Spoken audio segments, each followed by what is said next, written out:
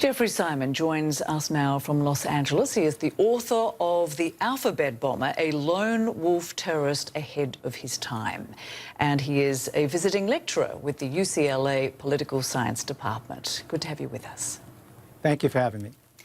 Now, in the past week and a half, we have all witnessed these three white men in their early 20s of extreme right or left views perpetrating deadly crimes against the innocent public. Why are we seeing this sudden increase in domestic terrorism, and how does the country need to respond to this problem of violent extremism and radicalisation?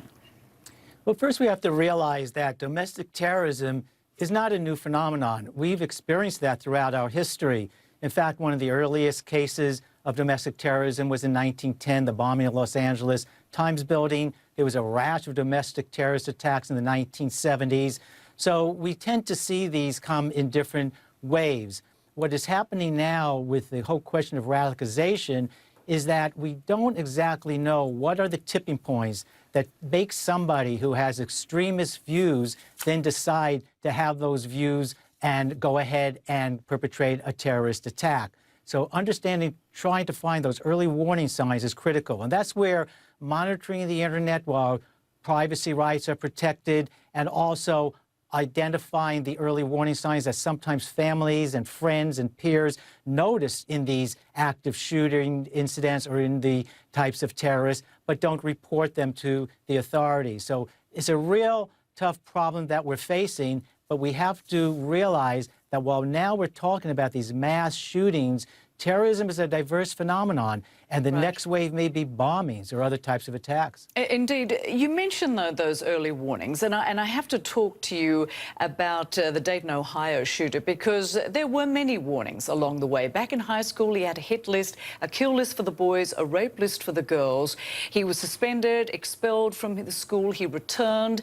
There were warnings there. People were aware of this. He had a girlfriend he showed mass shootings videos to. Everyone knew. There were teachers that were aware, but nothing was done. There's something failing in the system when it's not until the perpetrator goes out and kills that something can actually be done. What's going on here? Exactly. It's like learning the lessons after the fact. In that case, those were very disturbing behavioral patterns. And the problem, though, is from the time that this was noticed in high school until now, there was a big time lag. So the problem becomes, is he monitored? Is he put on some watch list and things along those lines? You know, American citizens. So there are certain problems in terms of trying to identify who's going to perpetrate the attack. But in the Dayton case and in many other cases, these early warning signs of either erratic behavior, expressing tendencies to want to kill and so forth cannot be ignored. Right, and you've also said that lone wolves are particularly dangerous. Why is that? Right. And why are these young white men so angry? It's not just young white men. There are people angry from all parts of the political, religious spectrum. Lone wolves are particularly dangerous because, first, being not part of a group, there's no group decision-making process on what they're going to do. Therefore, they are free to think of any scenario they want, whether it's shooting innocent people, setting off bombs at airports, and not worry about the repercussions. They're not concerned about any constraints on their violence because there'll be no crackdown by a government they're concerned about. They're not alienating supporters. Some groups are concerned about that. And most important also is that many of the lone wolves, not all, but a number of them have mental illness and yet very effective, and that becomes a problem.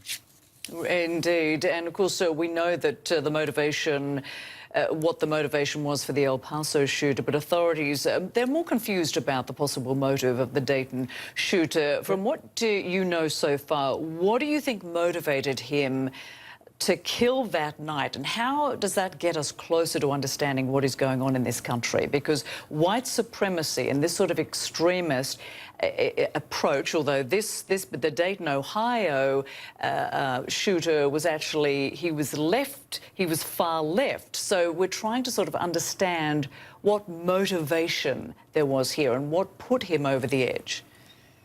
Yeah, well, the thing about the Dayton shooter compared with the El Paso shooter is you do eventually identify these motivations. But what I think about in the terms of these recent incidents is what happened a year ago in Las Vegas. That was the most horrific mass shooting in U.S. history, and yet the case is closed with no motivation uncovered. So we always do want to try to understand why terrorists do what they do, why mass shooters do what they do.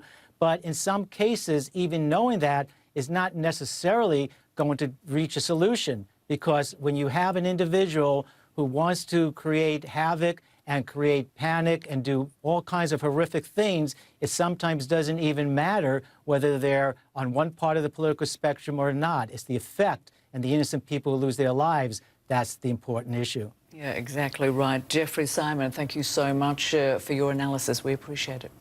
Thank you for having me. Well, the world has lost a literary icon. Nobel and Pulitzer Prize-winning author Toni Morrison leaves behind a powerful legacy. We'll remember her life next.